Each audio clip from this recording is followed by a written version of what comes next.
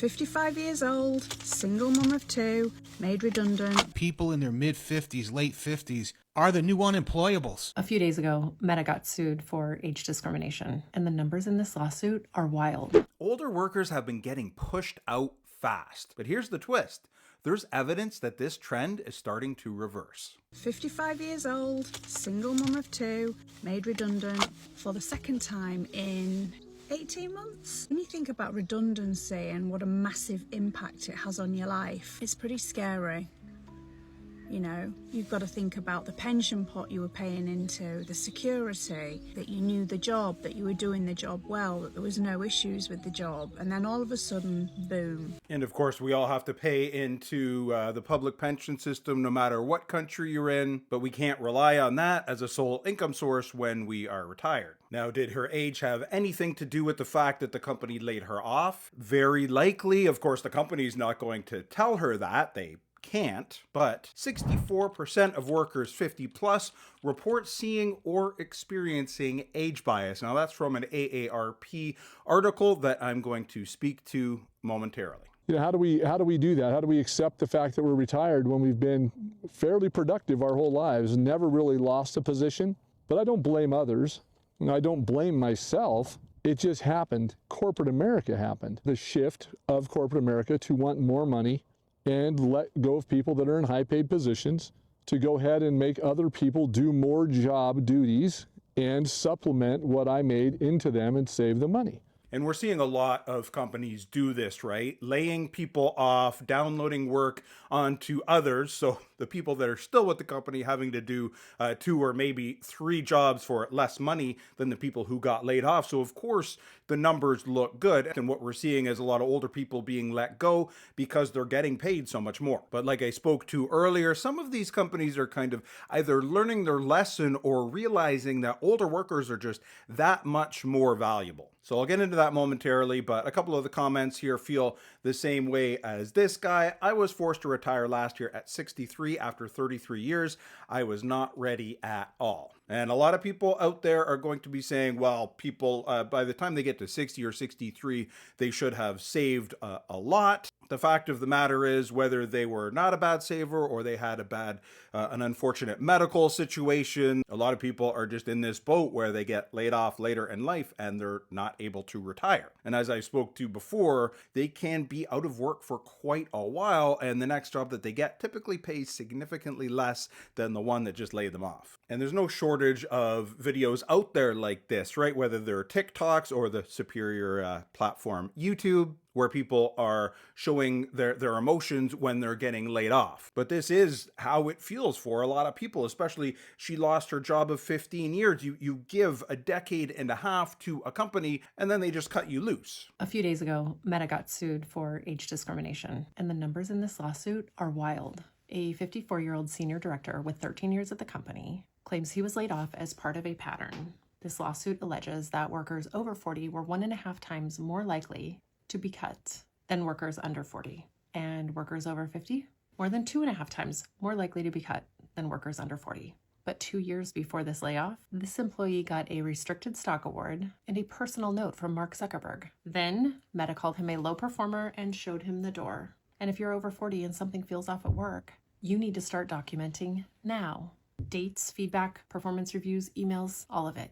And it's getting tougher and tougher to build these kinds of things. We have to email it to ourselves because a lot of these companies, I know mine and definitely Meta, they don't allow you to plug a USB into your work computer. So hopefully everyone can email their personal email, and keep records like she said. Do it on a regular basis so that we have everything we need in case our employer does something like this. It's really common, especially for older workers, for people in general, workers in general who companies want to get rid of. They will pull this kind of thing, even if the person was a high performer or at least a good employee. First 4 comments are great. We're going to have to look at them all. Been through this with a friend. The lawyers that Meta have will eat any employment lawyer alive. Yeah, I can see that. this company sets up the performance issue and that's it.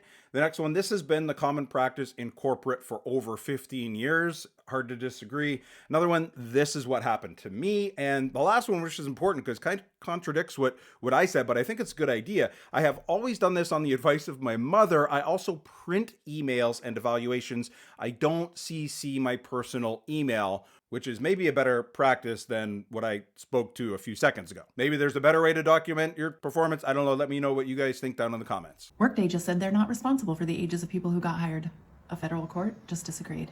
Workday's AI screening tool has rejected over 1 billion applicants. The lawsuit originally alleged discrimination by age, race, sex, and disability. They said, we're not the employer. We just build the tool. And the law, those ADEA older worker protections, they are there for the employee, right?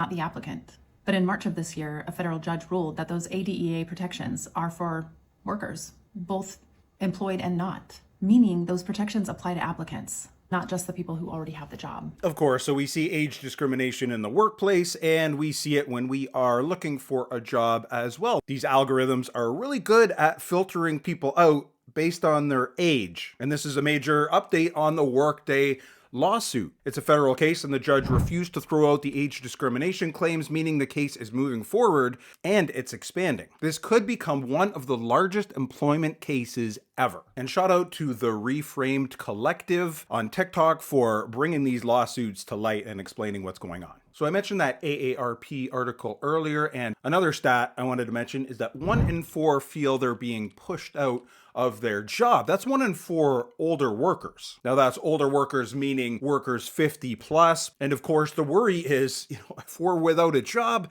at that age, other employers aren't going to want to hire us either. Now here's where things get interesting. Companies also don't want to train younger workers. They want someone who can hit the ground running, but they don't want to pay for older workers, so kind of getting squeezed at both ends. We've seen the problems with the entry-level jobs out there and so many young people out of work. So 25% of people 50 over feel like they're being pushed out of their job, but most of them can't afford to leave. According to a Pew Research Center study, almost 20% of Americans 65 and older are still working. That's about 11 million baby boomers and silent generation members. Journalist Mark Walton said that because older generations have been so successful, they often feel like failures in retirement. And so for many of them, retirement just doesn't interest them. But for even more boomers, they simply can't afford to retire. A survey by Credit Karma found that 27% of those 59 or over have no retirement savings whatsoever. So a lot of older workers staying in their job longer. People are living longer too, which might be a reason for that. And with the cost of living,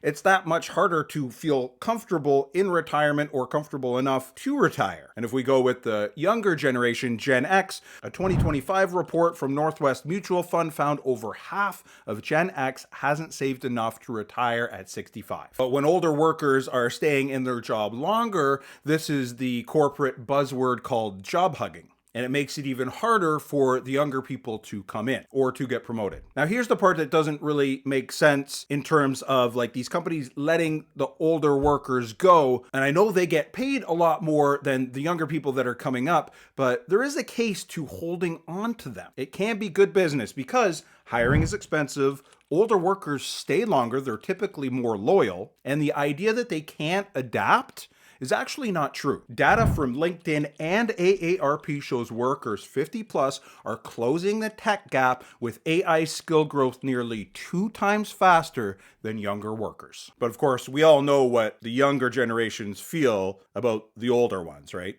This extraordinary creature is half blind, half deaf, and this is just about as fast as it can move. So obviously a stereotype, and one that's not actually true in a lot of cases. Older workers want to learn, they want to mentor, and younger workers say it actually makes teams better. Because without older workers as mentors, well, this is what we get. One of the trends from one of the younger generations, because it's Friday, all I'm doing is the bare minimum at work today. And here's another one. I don't know if you've heard this term. I'm Gen X, so I'm not really familiar with it, but I am now. It's called act your wage. The most important lesson that I have learned from working in corporate for the past 3 years has been to act your wage. They're simply not paying me enough to sit in back-to-back meetings, act like I care about something that could have been an email. So I stopped trying. I simply pull out my phone, Go to this app. After it's done, it gives me a full summary with action items. I review it. That way I look productive when in all actuality, I zoned out as soon as this meeting started. So I get the idea of being productive, and I do agree. A lot of meetings out there are kind of like a waste of time, and an email with bullet points would have gone a long way and saved a lot of people a lot of time. But to sit there and not pay attention while you're in the meeting seems kind of counterproductive. You might as well pay attention, take notes, kind of absorb it, think about what you're going to do instead of have some app capture it for you and give you the bullet points for later. But a lot of people work from home these days, so if they're on a Zoom call, this is another trend. Alexander just started at work. Sorry, my camera's not working. Space, and I have an open issue that I need to go see with some questions about migrating ethics issues or migrating ethics to work items, that whole transition plan. But I'm just curious what we want to do. Peanut butter was an interesting choice to cover up the camera. I think there are other safer things for the laptop, but that did sound like a really boring meeting, so I can't really blame her for doing that. And honestly, it feels like this is a kind of a good idea. If a meeting's really boring and all you have to do is sit there and listen, then having AI or some app summarize it for you so that you can do something else during that time and then have your action items from the meeting just sitting there waiting for you. That seems like a trend more towards efficiency than laziness. So we have stereotypes on both sides, and I just wanted to illustrate those. Another comment from one of you, very appropriate right now. My company just hired a girl out of college who comes in late all the time and stands around looking at her phone, and yet I've overheard her talking to one of her friends saying that she can't wait until all these older people get moved out because they're holding the company back. But on a serious note, if you're over 40, there are protections in the US that everybody needs to know about. The Age Discrimination in Employment Act and the Older Workers Benefit Protection Act. So the experts say, and like we spoke about earlier, if you feel like you're being pushed out, document everything. But we should even go one step further and document everything anyway, even if we don't feel like we're being pushed out, because one day it could happen. I don't understand it. Why aren't we focused on the employer, the corporation, the corporate mentality, the shareholder primacy? I don't understand it. We have to start directing our attention on the issues at hand. It's so easy to do this. And I understand that when emotions are heightened and the livelihoods of your family is on the line, you start to want to attack something. It's going to do no good if we keep doing this, because our jobs are going to be automated and they're going to be offshored. And at some point, we'll just all be twiddling our thumbs. This is a moment. This is a unique moment where we have the opportunity to come together and to make a change. And that change starts in your family. It starts with the conversations you have with your kids. I've seen a lot of that. Finger pointing, the older folks pointing at the younger ones, but also younger ones pointing at the older people as well, and joking about, oh, how it's the best generation or whatever. And none of that is helpful. We're all workers here, and we should really all band together. I mean, ultimately, we're on the same side here. It shouldn't be older workers versus younger workers. It should be workers versus the corporations, the workplaces. They are the ones that are pushing us out. What's it like for older Americans who are still working at 80 years old? Many of the workers I interviewed didn't plan to work into their 80s, let alone still be alive.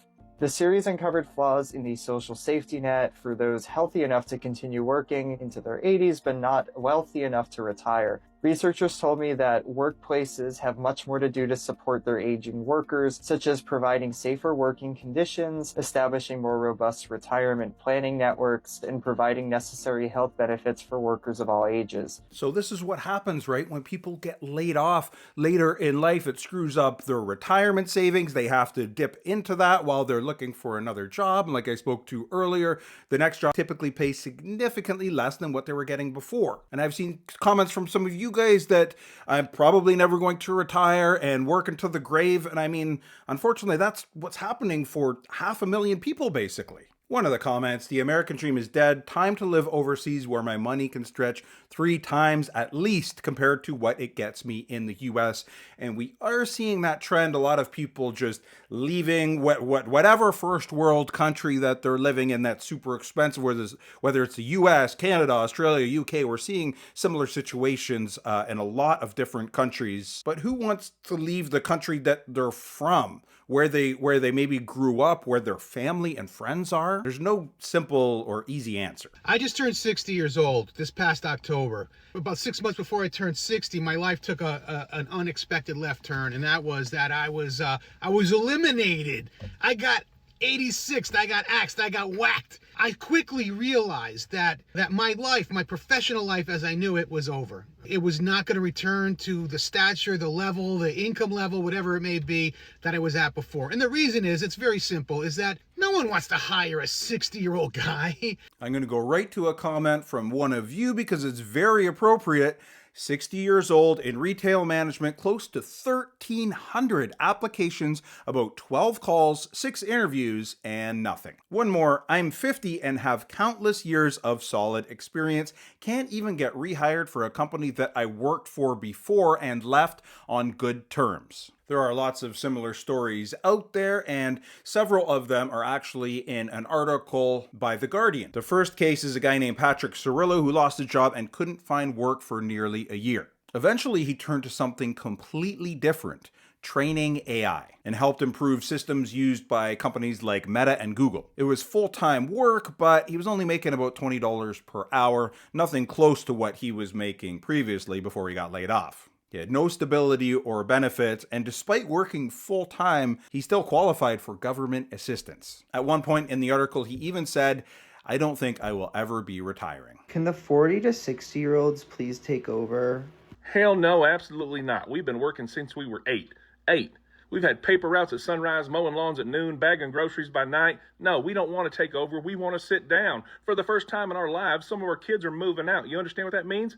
That means for the first time in over 30 years, we might only be responsible for ourselves. And frankly, we don't even want to be responsible for that. We've been in crisis mode since Reagan was on TV and the microwave was considered advanced technology. We raised ourselves, then our siblings, then our kids. Some of us are even taking care of our parents. Then we raised the morale of every job where management said, hey, we're a family here, and then cut our damn benefits. And now you want us to run the world? Hell no. We are in our minimal maintenance, maximum sarcasm era. Well, I think everyone wants this kind of thing when they become retirement age. Unfortunately, less and less people are actually able to retire when they get to the traditional age. And like Patrick again from the Guardian article, he says he did everything right. He planned for retirement, but he was let go before he planned on retiring, and then he had to dip into his savings, and that just threw everything out of whack, and perhaps means he might never retire. And a lot of people these days are getting replaced by artificial intelligence. And according to Goldman Sachs, when workers are replaced by AI, they take an immediate pay cut. Their earnings end up growing about 10 percentage points slower over the next decade. Now, speaking of AI, artificial intelligence skills are becoming a survival tool even for older workers. From an article by Cornell University, adding AI skills can increase hiring chances by 8 to 15%.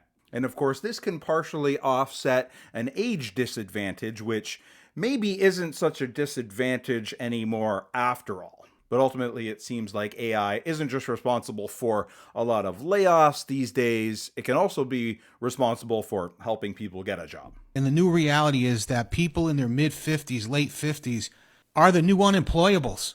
If you get blown out of your job, if you get laid off, fired, downsized, whatever it is, aged out, which is a very common thing, it's almost impossible to land another job at your current level. You can almost kiss it goodbye. That was American Truth Bomb on TikTok. I've shown a couple of his clips, and a lot of what he's saying rings true. I will say, however, that he may have a conflict of interest. I'll get into that momentarily. Another comment from one of you. It sounds like when I lost my job during the Great Recession and was out of full-time work for 18 months.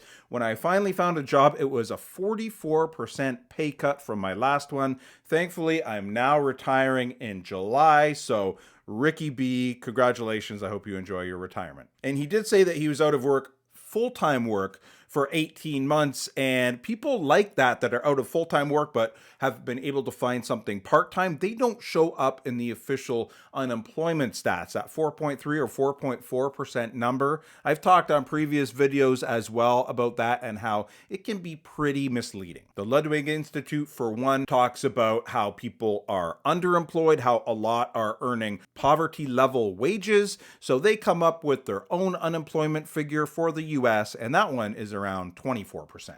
But I wanted to talk about a Business Insider article. Older workers who are laid off are less likely to be employed at the same pay rate in their next job, which I've covered before, but that means they're more likely to take lower skilled work. Economists actually call this a scarring effect. One real risk isn't necessarily job loss, it's just that when you land another job, you're not at the same level that you were. And that shifts entire career trajectories downward, right? And like I spoke to before, it can have detrimental effects on retirement savings. Another great comment from one of you: I'm staying in this job because nobody will give me another with similar pay and benefits. And one more: a couple jobs ago, I was near a manager's office and he was talking with a colleague about hiring a person. He said, "We don't want to hire anybody who is older." The other person said, "We better shut the door before we talk any more on this." Something that I'll never understand is that I'll be bitching about our work-life balance, and I just don't understand how society got wrapped into like working for a majority of our life, working until you're 60 and then retiring to live your life. You know what I mean? When you're old and wrinkly and not capable, you're not young, you're not able, you know what I mean? We spend all of this time working, and over the past 40 years, profits have gone up exponentially. Revenue has gone up exponentially. Productivity has gone up exponentially, and wages have been stagnant. Wages have barely increased. The wealth gap keeps increasing, all the more reason why we have to work as hard as he described. And of course, we don't want to work that way until we are old and gray. But if we do it up front, when we're younger, when we have the energy, that's when we can really have to sacrifice and start practicing saving and not overspending. Of course, it's getting harder and harder with the cost of living, but I could go on and on about that. I don't want to get too off topic here. I wanted to talk about another article, this one from the Washington Post. I touched on it in the opening, and it's about a shift happening in the job market now. Companies say they want experience, and in some cases, they're actually willing to pay for it, or at least they're hiring older workers more often than they used to. They want people who can hit the ground running with no training, no ramp up. According to the article, the average age of people getting hired has been rising, and it's now sitting around 42 years old. That's not a small shift, and hiring among workers 65 and older is actually surging. All the while, younger workers are getting squeezed out of entry-level roles, and a lot of those roles are drying up anyway. So companies are leaning towards experience, but apparently it's only in very specific situations. I got this question recently and wanted to answer. How do you tell if a company is actually age-friendly? And after 25 years in the boardroom, I've seen which companies really value experience and which ones quietly punish it. And here's how to separate the two. Step 1, check the leadership page. If every face looks 35 and under, that's not a good sign. Age-friendly companies show range, different generations sitting at the same table. Step 2, read the job postings carefully. Phrases like digital native, rockstar hustler, or work hard, play hard, that's coded ageism. Green flags would be language about mentorship, collaboration, cross-generational teams, and sustainable growth. Step 3, look at the tenure data. Go to LinkedIn and see how long people are staying. If you see employees sticking around 8, 10, 12 years, that's proof they value long-term contribution. If it's a revolving door, run. Step 4, pay attention during interviews. Do they talk about your future contributions, or do they fixate on whether you'll keep up with the younger team? Step 5, ask about professional development. If they only invest in 25-year-olds, they're not age-friendly. Age-friendly companies don't just hire experience, they leverage it. They see you as wisdom capital, not a liability. If they can't show you that, they don't deserve your time. That was Elite Recruiter on TikTok. I show her clips on a fairly regular basis. And like I said earlier, I'll leave a link below to an older video I put out that speaks about some specific industries and types of jobs that do favor experience. If you've been laid off and you're over 50, you're probably having a hard time getting hired because you're being overlooked, and you're probably worried about retirement and if you'll be able to maintain your standard of living. I can relate because it happened to me at 61 when my job got outsourced. I had to face age discrimination for the first time in my life, and your experience and your value don't really matter. Your age is what matters to them. That's why I started learning digital and affiliate marketing, and that's why I recommend it for people over 50.